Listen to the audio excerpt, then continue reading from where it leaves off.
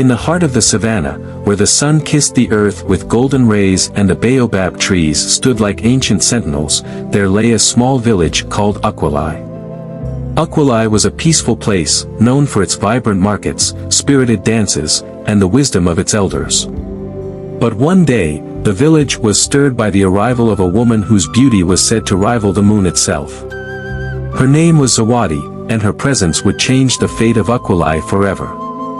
Zawadi was not from Ukweli. She arrived one evening, her silhouette framed by the setting sun, her skin glowing like polished mahogany, and her eyes holding secrets no one could decipher. She carried a small basket on her head, filled with strange herbs and trinkets, and her laughter echoed like a melody that made the villagers stop in their tracks. The men of Ukweli were instantly captivated. They whispered among themselves, "Who is this woman? Where did she come from? And why does she make my heart beat like a drum?" The women, however, were not amused. They saw the way their husbands, brothers, and sons stared at Zawadi, their mouths agape, their feet rooted to the ground. "She is trouble," they muttered.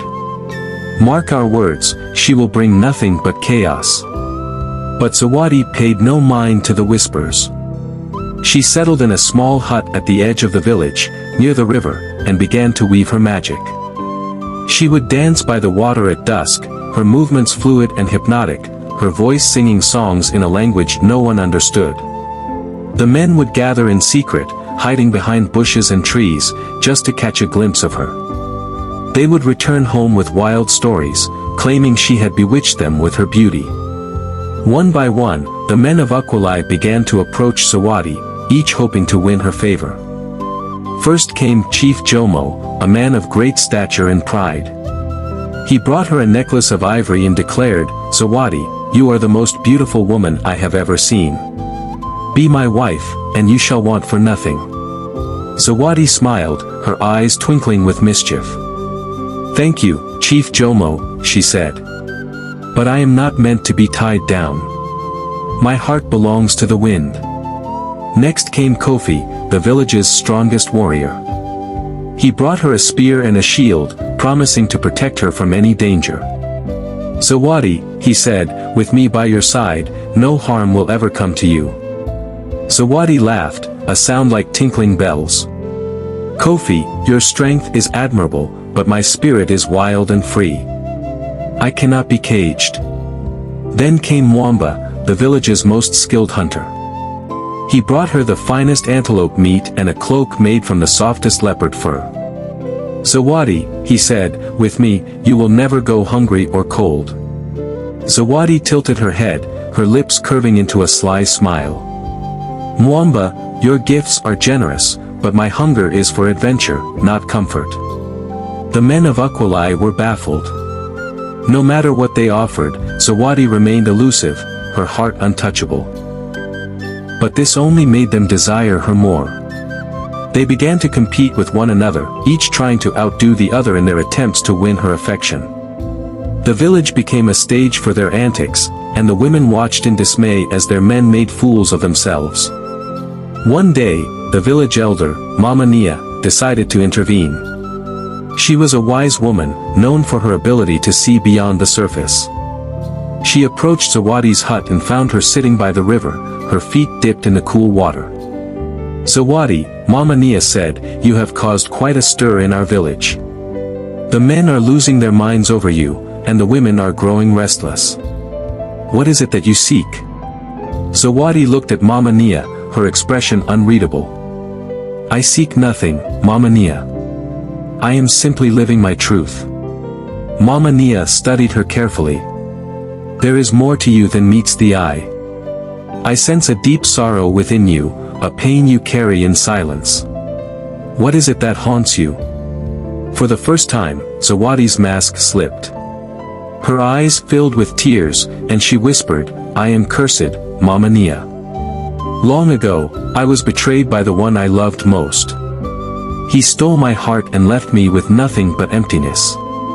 Now, I wander the earth, searching for something I cannot name." Mama Nia nodded, her heart heavy with understanding. "You must break this curse, Zawadi. Until you do, you will never find peace."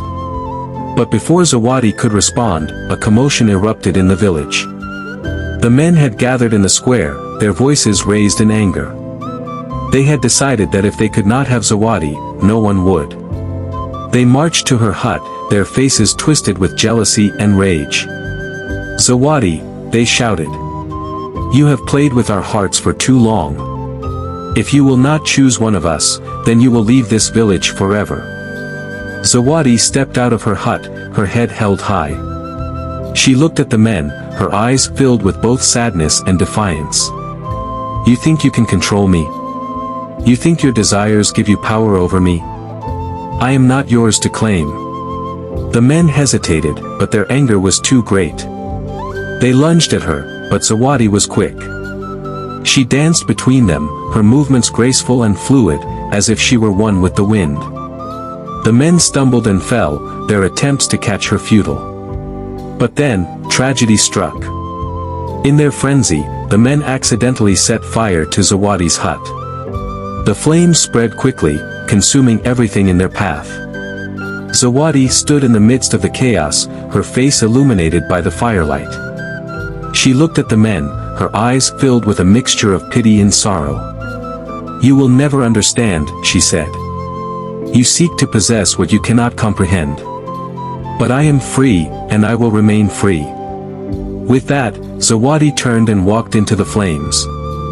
The men watched in horror as she disappeared, her form dissolving into the fire. The village fell silent, the only sound the crackling of the flames. With that, Zawadi turned and walked into the flames. The men watched in horror as she disappeared, her form dissolving into the fire. The village fell silent, the only sound the crackling of the flames. When the fire finally died down, the men searched the ashes, but there was no trace of Zawadi. It was as if she had never existed. The men returned to their homes, their hearts heavy with guilt and regret. The women of Ukweli shook their heads, their suspicions confirmed. But as the days passed, strange things began to happen in the village. The men who had pursued Zawadi found themselves haunted by her memory. They would hear her laughter in the wind, see her reflection in the water, and feel her presence in their dreams. One by one, they began to change. They became kinder, more respectful, and more appreciative of the women in their lives. The village of Ukweli grew stronger, united by the lessons Zawadi had taught them. And though she was gone, her spirit lived on, a reminder that true beauty cannot be possessed, and that freedom is the greatest gift of all. And so, the tale of Zawadi became a legend, passed down from generation to generation. It was a story of love, loss, and the power of the human spirit. And though it ended in tragedy, it was also a story of hope, for it showed that even in the darkest of times, there is always a glimmer of light. Kindly subscribe, like, comment, and share more.